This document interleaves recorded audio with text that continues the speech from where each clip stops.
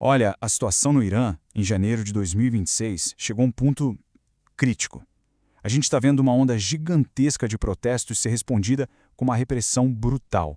E o mundo inteiro está de olho, né, segurando a respiração. Então, nesta nossa análise, vamos tentar montar as peças desse quebra-cabeça que está cada vez mais perigoso.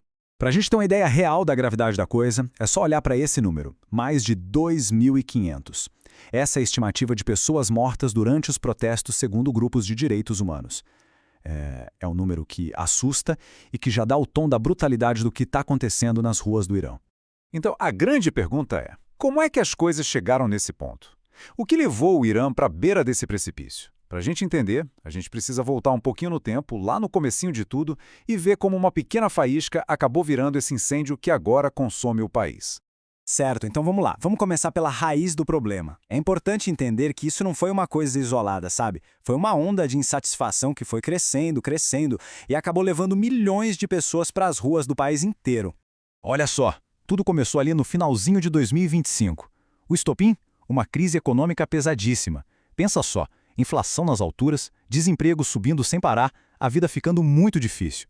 Mas o que começou como um protesto por pão, por condições básicas, rapidamente se transformou em algo muito maior, um grito por liberdade. As pautas foram mudando, sabe? Deixaram de ser só econômicas e viraram políticas, pedindo uma mudança profunda no sistema. E aí o movimento explodiu. Se espalhou por todas as 31 províncias do Irã. Todas elas. Claro, o movimento com essa força toda é visto como uma ameaça direta ao regime, né? E a resposta? Bem, a resposta veio. E veio rápido, de forma organizada e, acima de tudo, implacável. É o que a gente pode chamar de punho de ferro do governo. E é isso que a gente vai ver agora. E essa repressão não foi só na base da violência letal, não. Olha esse outro número. Mais de 18 mil. É a quantidade de gente que foi presa. Uma operação gigantesca, pensada para calar mesmo, para intimidar qualquer um que pensasse em se opor ao governo. E o pior é que a prisão era só o começo do pesadelo, porque logo depois o governo anunciou que os julgamentos desses detidos seriam acelerados. Para quem defende os direitos humanos, isso soou um alarme gigantesco. O medo de execuções em massa virou uma coisa real, uma ameaça iminente. Além da força bruta, o regime partiu para outra arma, a digital. Eles simplesmente desligaram a internet. Apagões quase totais para impedir que os manifestantes se organizassem, se comunicassem e também, claro, para controlar a informação que saía do país. Isso criou um verdadeiro buraco negro informativo, sabe? Ninguém de fora sabia direito o que estava acontecendo lá dentro.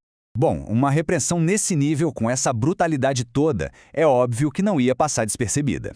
A crise interna do Irã acabou vazando, virou um problema internacional. E quem entrou em cena com força total? Os Estados Unidos, que adotaram uma postura, vamos dizer, bem agressiva. A resposta de Washington veio em várias frentes. Na diplomacia, cancelaram tudo, qualquer tipo de diálogo. No discurso, apoiaram abertamente os manifestantes. E na economia, que é onde dói, impuseram tarifas de 25% para qualquer país que fizesse negócio com o Irã. Uma tentativa clara de sufocar o regime economicamente. E para piorar o clima, ainda teve o aviso para que todos os cidadãos americanos saíssem do país imediatamente. Aí, a tensão foi lá para cima. E aí veio a declaração direta do presidente Trump. Ele avisou que ações muito fortes poderiam ser tomadas se a repressão continuasse. Foi um recado bem claro, né? Deixou todo mundo em alerta de que a paciência americana estava acabando e que a opção militar, ela não estava descartada. O alerta global foi para o nível máximo. Então, pensa na situação. O regime iraniano pressionado por dentro pelo seu próprio povo e por fora por uma superpotência. O que a gente poderia esperar? Talvez um recuo, uma negociação? Mas não, a resposta de Teherã foi exatamente o contrário. Foi puro desafio, sem ceder 1 milímetro. A estratégia de Teherã foi, basicamente, dobrar a aposta. Para dentro do país, a repressão militar continuou com tudo, sem piedade, e na guerra de narrativas, a tática foi deslegitimar o movimento, chamando os manifestantes de terroristas, de gente paga por outros países. Já para fora, para o mundo, a mensagem oficial era de que tá tudo sob controle. Um contraste absurdo com o caos que estava acontecendo nas ruas. E o desafio não ficou só na troca de farpas com Washington, não. O regime iraniano foi além. Mandou um recado direto para os países vizinhos que têm bases americanas. Se qualquer ataque saísse de lá, a retaliação seria imediata e direta contra eles. Com essa jogada, o Irã simplesmente aumentou o tabuleiro do conflito, colocando toda a região em risco, na beirinha de uma guerra. Então, vamos juntar tudo isso. A gente tem protestos gigantescos, uma repressão brutal, pressão econômica vindo de fora e ameaças militares de todos os lados. O resultado? É esse impasse que a gente está vendo agora. Um impasse perigosíssimo, onde todo mundo parece estar numa rota de colisão. Esse quadro aqui resume bem a situação. De um lado, o governo iraniano, que reprime o próprio povo e com isso arrisca uma guerra civil. Do outro lado, o governo americano, que com essa política de pressão máxima arrisca começar uma guerra na região inteira. E no meio disso tudo, quem? Os manifestantes, presos entre a violência do próprio governo e esse xadrez de poder internacional. E é aqui que a gente fica com aquela pergunta final que é bem preocupante, né?